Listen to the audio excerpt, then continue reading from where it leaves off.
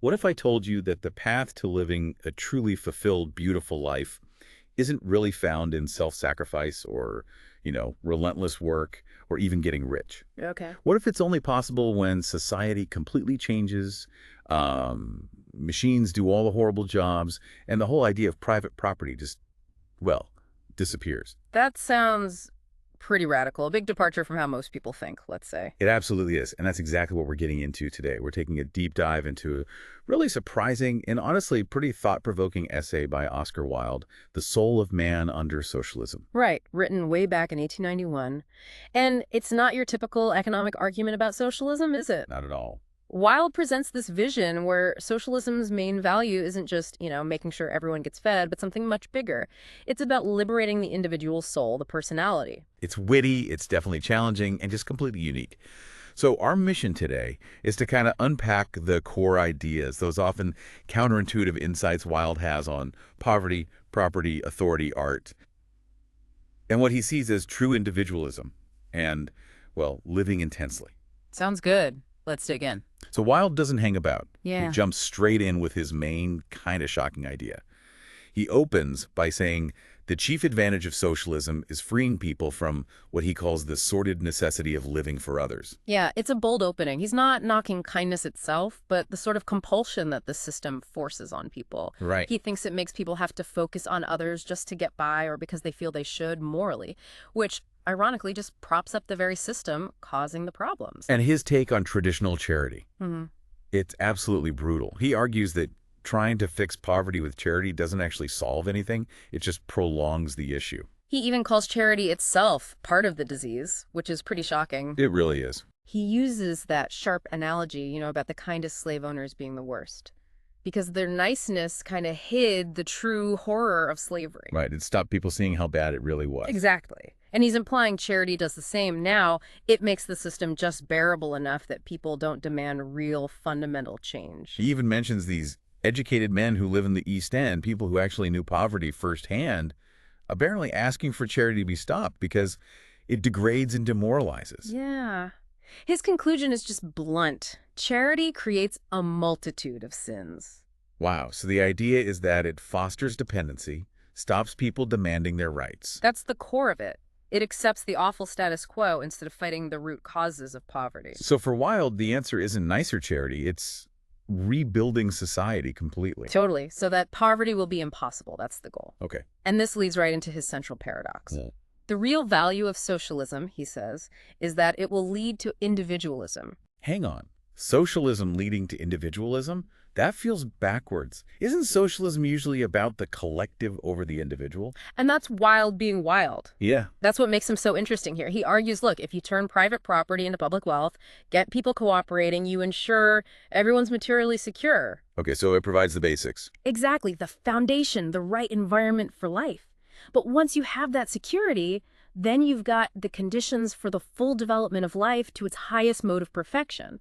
And that, for him, can only happen through individualism. Socialism just clears the path. So socialism is the setup crew for the main event, which is this radical individualism. That's basically it, yeah. But giving the state all that economic power, isn't that incredibly risky? Couldn't that just lead to a different kind of oppression? Oh, absolutely. And Wilde sees that danger very clearly. He warns very strongly that as socialism turns authoritarian, if the government gets economic power on top of political power, well, the result would be worse than the first. He calls those potential futures industrial tyrannies. So his vision absolutely rejects a state, telling people what work to do or how to live. Definitely. He's crystal clear. Every man must be left quite free to choose his own work. No compulsion. None. Activity of any kind, he says. Yeah, total freedom. He thinks people are only really at their best fine, as he puts it, in voluntary associations. Any kind of force or top-down control just ruins the work and degrades the person doing it. Okay, so freedom, no force, non-negotiable. But then he makes this other startling claim that private property, which lots of people see as, essential for freedom and individualism, actually gets in the way of true individualism. He sees it messing things up for everyone. For the poor, obviously, not having property means they're forced into awful, soul-destroying jobs, work of beasts of burden, doing stuff they hate just because of the tyranny of want. Right. And this life just strips them of everything refined, grace of manner or charm of speech or civilization or culture. Society just uses their labor. The actual person is absolutely of no importance. They get crushed, and the system actually prefers them crushed because then they're far more obedient. That's a pretty bleak picture of poverty's effects. But what about the rich? How does property hurt them? Well, Wilde calls it extremely demoralizing for them too, and honestly, just a nuisance. A nuisance, really. Yeah. He says having lots of property brings so many duties that its possession to any large extent is a bore. It's all endless claims, endless attention to business, endless bother. He actually suggests, quite cheekily, that we should get rid of it in the interest of the rich as well. Property is a burden for the wealthy. That's not something you hear every day. No. And he argues it makes people chase the wrong thing. Gain, not growth. Society teaches us that having stuff is what matters, not being someone. But real perfection, Wilde insists, is in what man is, not what he owns. We've mixed up people with their possessions. He also talks about how insecure it makes even the rich. Like, a super wealthy merchant is still vulnerable to things totally outside their control. The weather, market crashes. They could lose it all. Right. He contrasts that with what a person really has is what is in him. Your inner self, your developed personality, that's the stuff nothing should be able to rob. So getting rid of private property is the key step to unlocking this true, beautiful, healthy individualism. That's his argument. And it leads to maybe his most famous line from the essay. Nobody will waste his life in accumulating things. One will live. To live is the rarest thing in the world. Most people exist, that is all. Most people exist, that is all. Wow, that really lands. It suggests that under the current system, most of us aren't really living, are we? We're just surviving, whether it's the grind of poverty or the hassle of managing wealth. Exactly. And from there, Wilde pivots to another surprise, his view on the poor themselves, especially the unhappy ones. He admits they lack, conventional culture, but he argues the best amongst the poor are never grateful. The best are ungrateful. Yeah, they're ungrateful, discontented, disobedient, and rebellious. Things usually seen as negative, but for Wilde, they're virtues. He thinks so. He sees charity as this ridiculously inadequate gesture, a sentimental dole that often comes with attempts to control people's lives. Why be grateful for that, he asks. They should be seated at the board, getting their fair share. And disobedience. He calls it man's original virtue. Progress, he claims, happens through disobedience and through rebellion. He even goes after the idea of thrift for the poor. Oh yeah, calls it grotesque and insulting. Like telling a starving man to eat less. He says a laborer trying to be thrifty is absolutely immoral because it means accepting an unacceptable situation. So he thinks they should just refuse. Pretty much. A man should decline to live like that and should either steal or go on the rates. It's deliberately shocking, of course, to hammer home the injustice. So the ungrateful, unthrifty, discontented, and rebellious poor person is actually showing signs of a real personality, a healthy protest.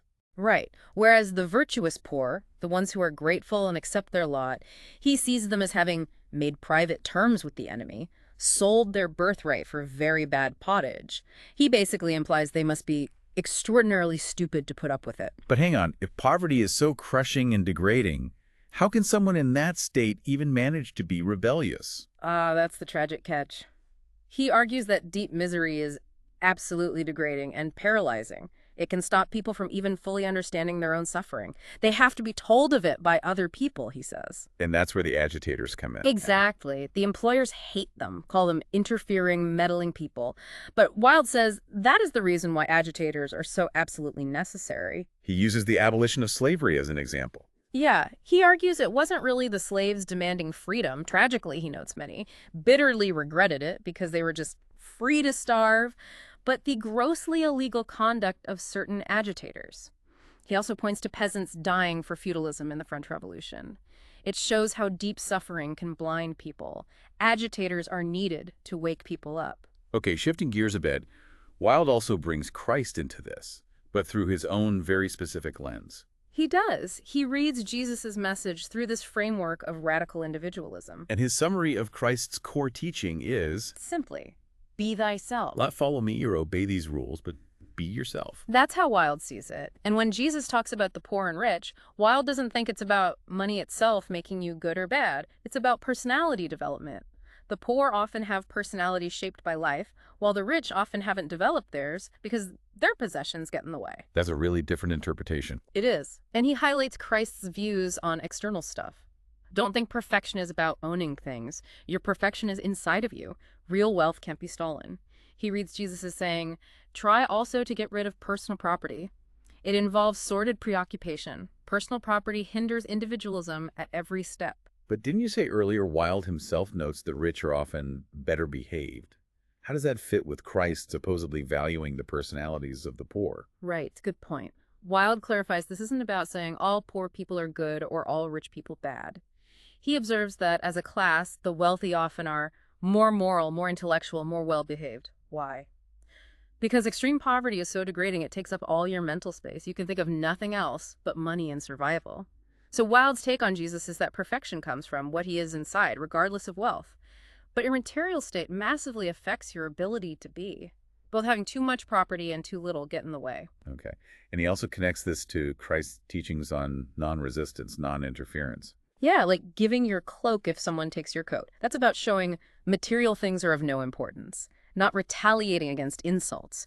That's because the things people say of a man do not alter a man.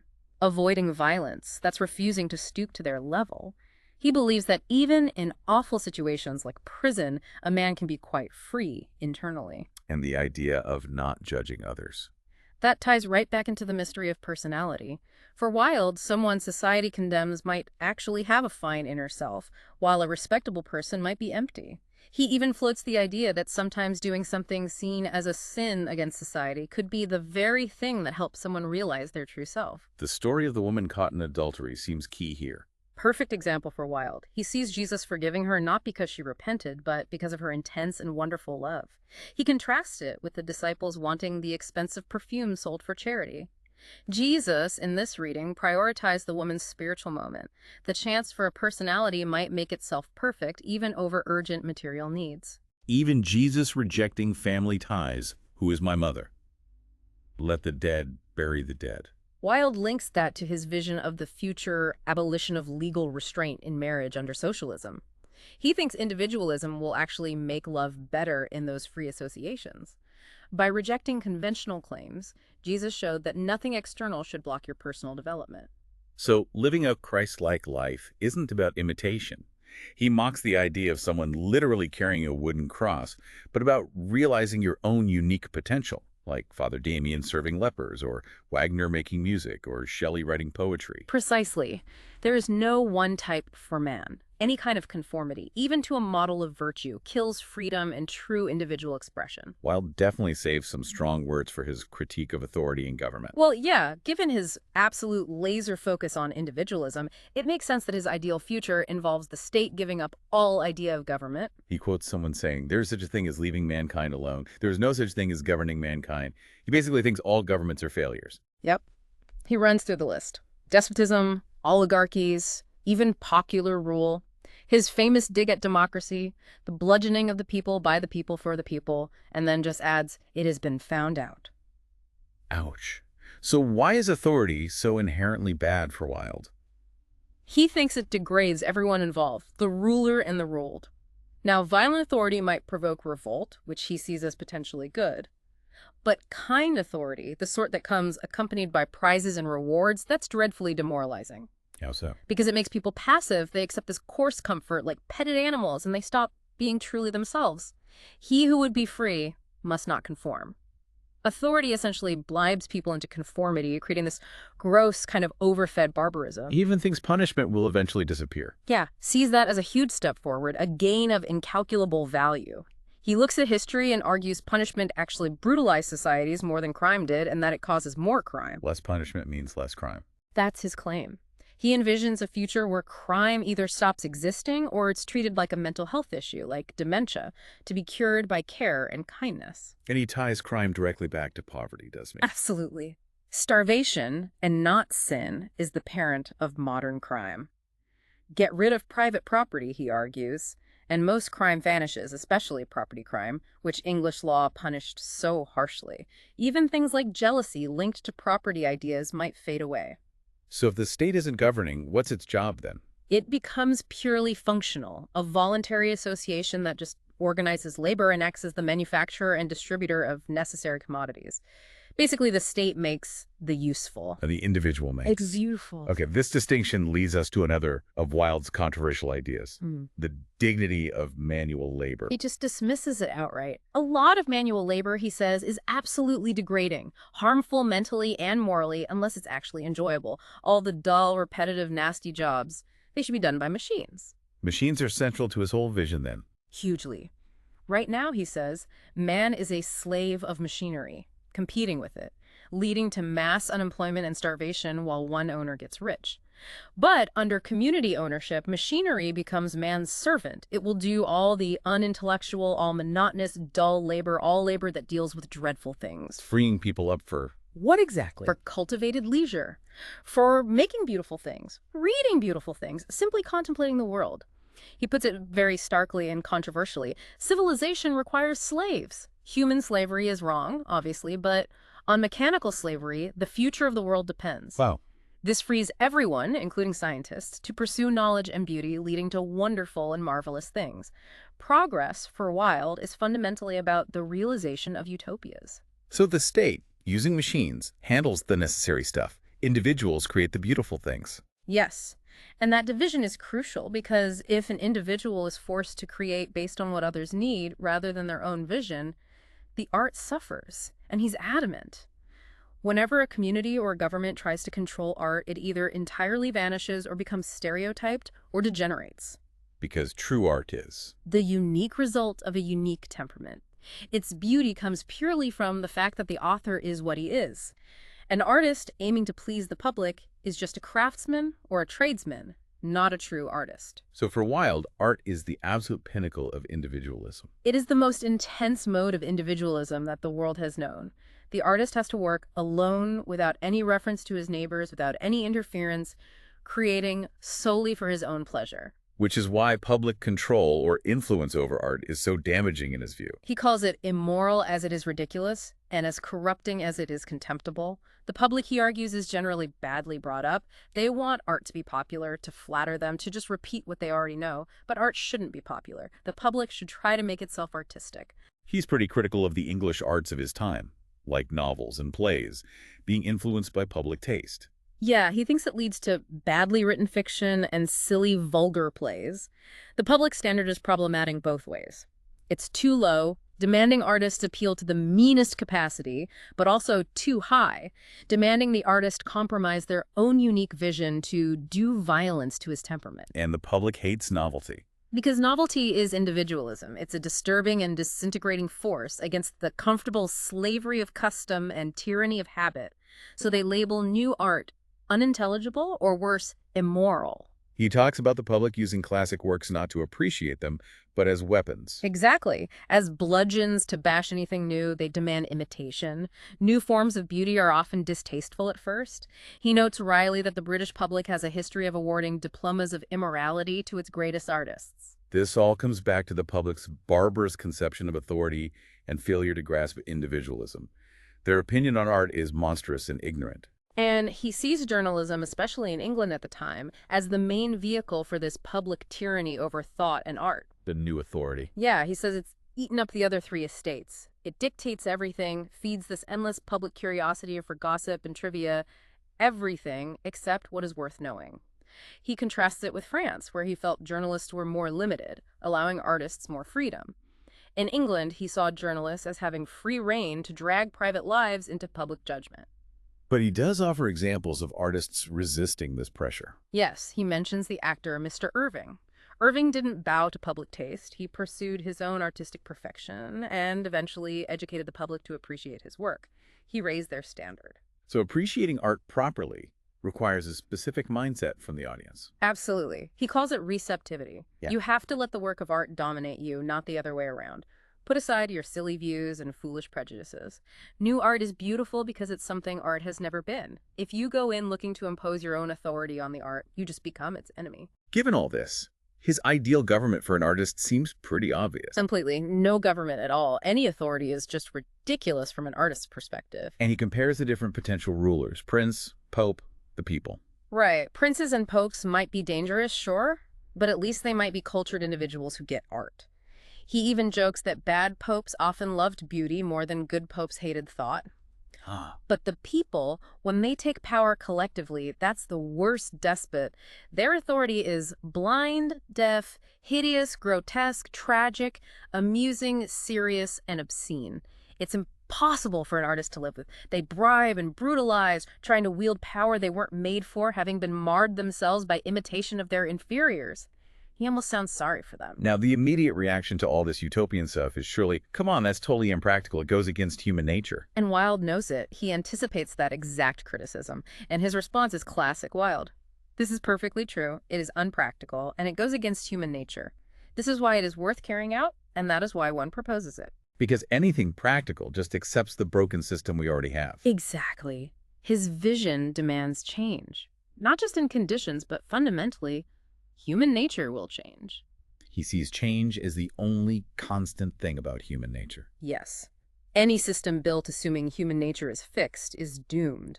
He points to Louis XIV thinking things would stay the same, which then led directly to the French Revolution, which Wilde calls an admirable result of that governmental mistake. And this future individualism won't be based on old ideas of duty or self-sacrifice. No more sickly cant about duty, which he defines as just doing what others want. No more hideous cant about self-sacrifice, which he sees as a primitive survival mechanism.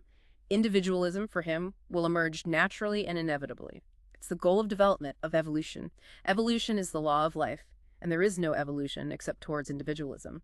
Anything less is just stunted growth, disease, or death. He even flips the meaning of words like selfish. Right. Living for your own development isn't selfish. Everyone should do that. Real selfishness, he says, is trying to make other people live the way you want them to. So unselfishness is letting other people's lives alone. Selfishness wants everyone to be the same. Unselfishness loves diversity. Thinking for yourself isn't selfish. Demanding others think like you is selfish. He uses the analogy of a red rose.